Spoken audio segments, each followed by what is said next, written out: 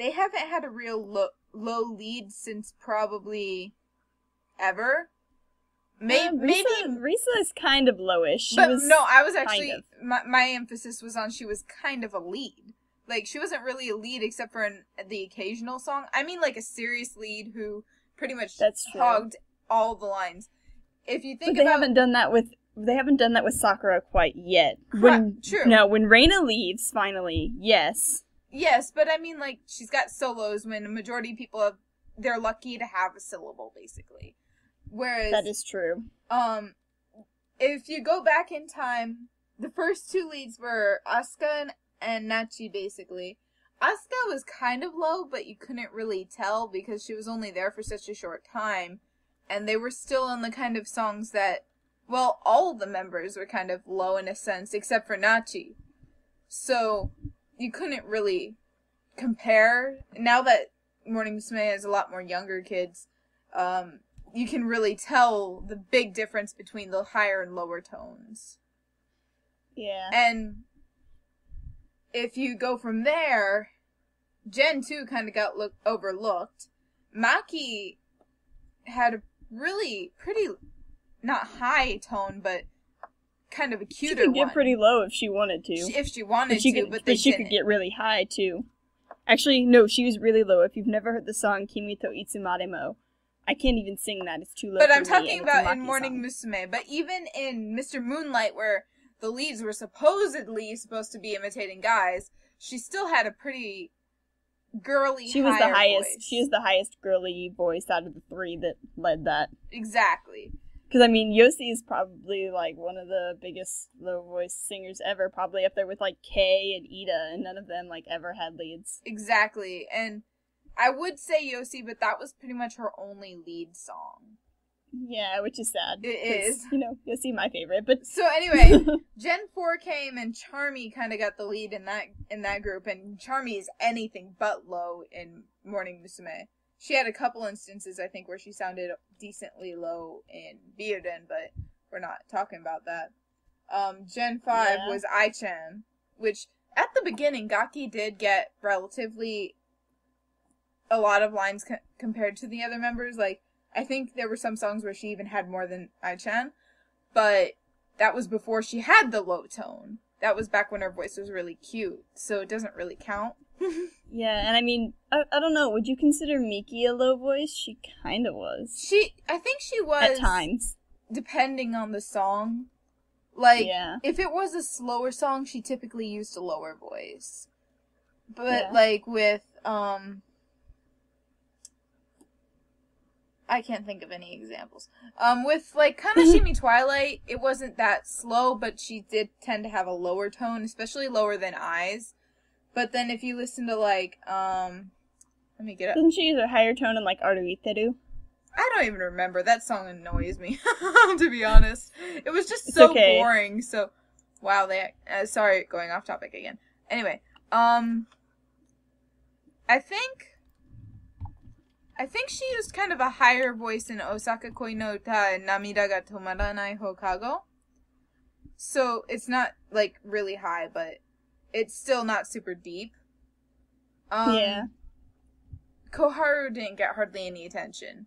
Gen 8 was pretty much completely overlooked. Gen 9, the lead of the group, the lead so far has been Riho, which is, well, let's just say, when her low line came on in Brainstorming, my jaw dropped again because I didn't even know she could go that low. And she's been here how many singles already? Because they make her sing high and they should make her sing low. Exactly. Cough, cough. And then second would be Mizuki, who is kind of like the next Gaki when it comes to how many lines she gets so far. Yeah. But she doesn't even have that low of a voice. It's more of a just kind of gentle voice, but it's still kind of she's almost more of a, like, Sayumi cute, not like, actually, gross sounding cute, but she's more of a cute. If I had to compare to anybody, I really think she's a lot like Kame. Like, she's got that really gentle tone to her, but at the same time, it's kind of in the middle tone-wise, not necessarily weak, but it doesn't seem to have any force to it at the same time. So I really put those two in the same boat when it comes to voice type.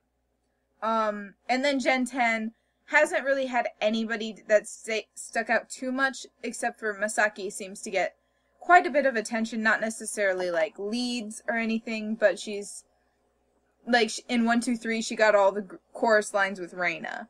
That wasn't a solo by any means, but that was a huge step up from... Ayumi, kind of. Not a lot, well, Ayumi, but Ayumi gets her every once in a while. Ayumi did in Renai Hunter and in, Brainstorming a little bit. But other than that, not really. She's just too the much. dance queen. Yeah, she's like... anyway, let's get... So my point is, when it comes to real leads we've had in the past, I think Sakura is the very first lead Morning Musume's had that has the really deep, strong capability. And which is freaking sweet. It really is, which is why I was so surprised when you said this morning that you really didn't know much about her. I would think you'd have been all over her because of that. That is true. Kind of like how I was surprised that Haruka isn't high in your list, even though you love the deeper voices. I do love the deeper voices. I'm like, deeper voice for the win. Yeah, I usually am too. It's just, it really depends with me. Like, Just if we ever sing one of these songs, I'm probably gonna steal at least one Oda line so I can be like, yes, use my deep voice, because that's me too. Exactly. So, when it comes to the songs they've released so far, Sakura has yet to not impress me, basically. Yeah. I can't even talk. That's pretty much it. Yeah. I think that's... So, overall conclusion, what do we think of Sakura? I believe Sakura has lots of potential, not so much as a dancer than as a singer, because we haven't seen much from dancing yet, really.